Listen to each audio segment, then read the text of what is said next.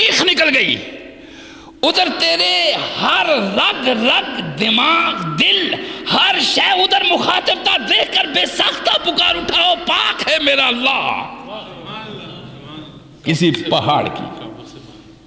کسی پہاڑ کی خوبصورتی پہ رنگ برنگے پھول دیکھے، آئے آئے، اور آپ نے دیکھا اس کے حسن کو تو آپ بے ساختہ پکار اٹھے سبحان اللہ۔ ایک وہ تسبیح ہے اور ایک یہ تسبیح ہے جو ہم گھر میں، وجہ کیا ہے؟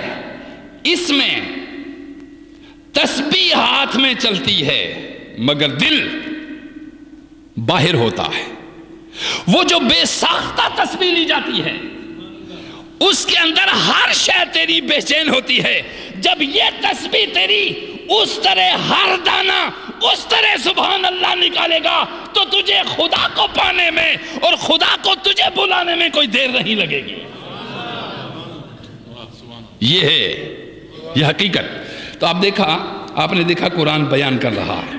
اب آگے فرمایا پھر اور تیسری طرف مختلف اشارے کیے۔ اب دیکھیے فرمایا وَمِنَ النَّاسِ وَالدَّوَّابِ وَالْأَنْعَامِ مُخْتَلِفٌ أَلْوَانُهُ۔ بیالوجسٹ آپ کے دوسرے جانوروں کے اوپر ریسرچ کرنے والے، گائیں بھینسیں، ارشاد کہتا ہے پروردگار کیا فرمانا، اللہ ہم کہتے ہیں یہ دنیا اس کو پرے پھینکو، بھینس دنیا ہے، گائے دنیا ہے جی اللہ کہتا ہے نہیں دنیا نہیں، معیار تیرے اندر ہے۔ اگر تو دنیا کو باہر رکھے گا اور مجھے اندر رکھے گا تو دنیا تیرے قدموں میں بکھیر دوں گا، تیرے نال سونے کے بنا دوں گا، تیرے کتوں کے گلوں میں سونے کے پٹے لگ جائیں گے، تیرے طویلے میں جہاں گھوڑے باندھے گا وہاں سونے کے کیل گاڑ دوں گا۔ اس لیے گاڑ دوں گا کہ تو نے سونا اور دولت اندر نہیں رکھی ہوئی، باہر رکھی ہوئی ہے، باہر رکھی ہوئی ہے۔ اور دولت اور یہ ساری چیزیں دنیا نہیں ہے، یہ دنیا ہم کہتے ہیں یہ دنیا، اس سے نفرت کرو نہیں، اس کو دل میں نہ بساؤ، اس کو کس میں نہ بساؤ؟ دل میں نہ بساؤ۔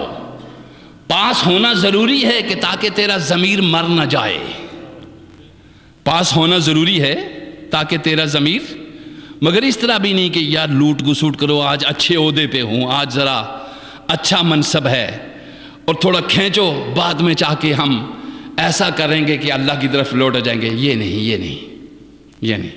وہ جس کو اپنا بناتا ہے اس کے ذریعے بھی مختلف بنا دیتا ہے، اس کے ذرائع بھی مختلف بنا دیتا ہے۔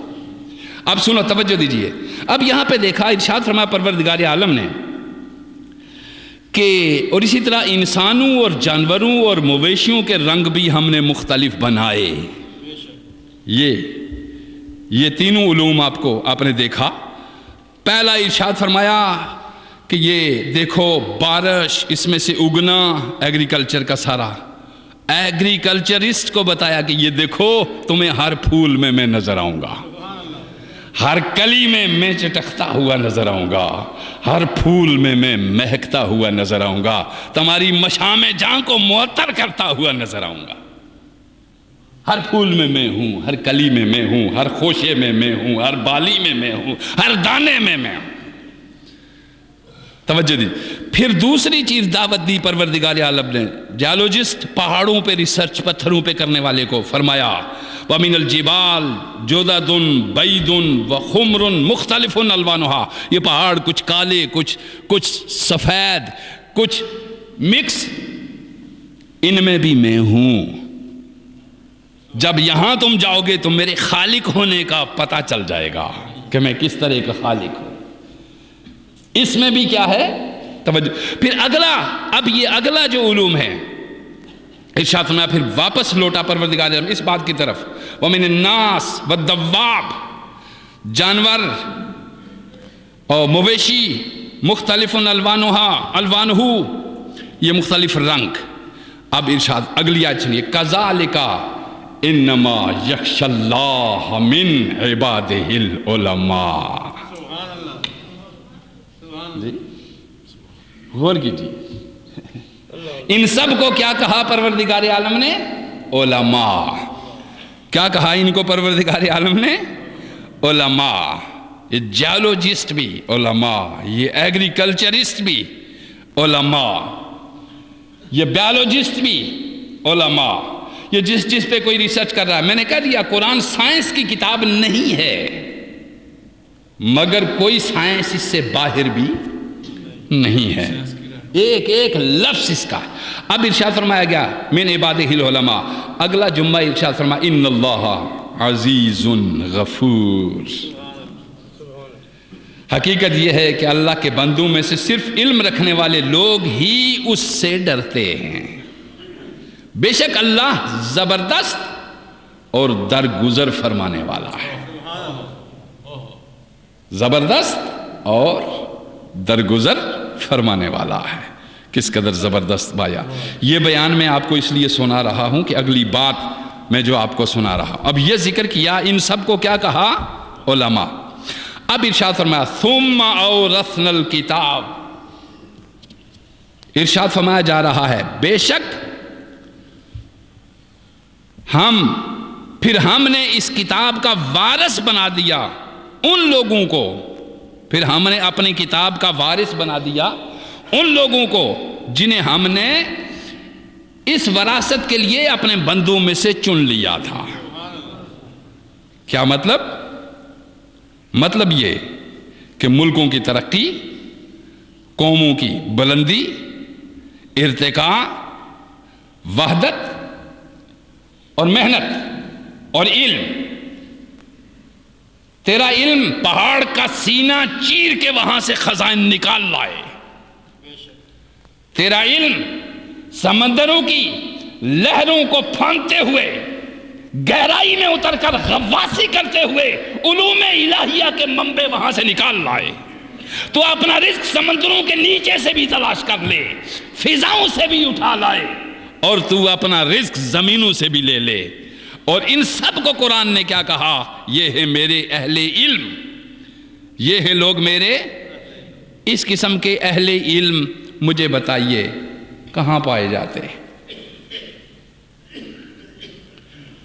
اس قسم کے اہل علم کس جگہ، کن ملکوں میں پائے جاتے ہیں؟ اب آپ اندازہ لگائیے. ہماری بدقسمتی یہ ہے کہ ہمیں اس قسم کے علم کے لیے غلامانہ ذہنیت رکھنے والے، جاگیردارانہ وڈیرہ شاہی، انہوں نے اس علم کو امت مسلمہ سے دور رکھا اور دور رکھا، اور یہ زور دیتے رہے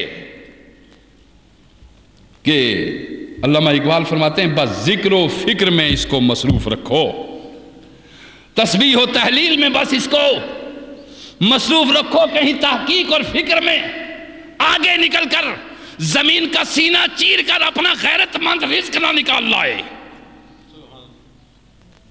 اللہ فرما رہا ہے رزق تمہارے اوپر عاشق ہے. اگر وہ تمہارے اوپر عاشق نہ ہوتا، اتنی چھوٹی سی گندم کی نازک کمپل زمین کا سخت سینہ چیر کے باہر نہ نکل سکتی. اس کا عشق ہی اس کے نازک پن کو اتنی سختی دے دیتا ہے، وہ سخت سینہ زمین چیر کر تیرے لیے دانے پیدا کر دیتا ہے. توجہ دیجیے. اب ارشاد فرمایا یہ اگلی بات آپ کو جو بتانے لگا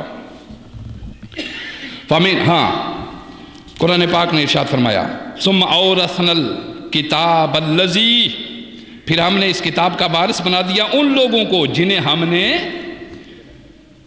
وراثت کے لیے چنا اور اپنے بندوں میں سے چن لیا. استفینا من عبادنا،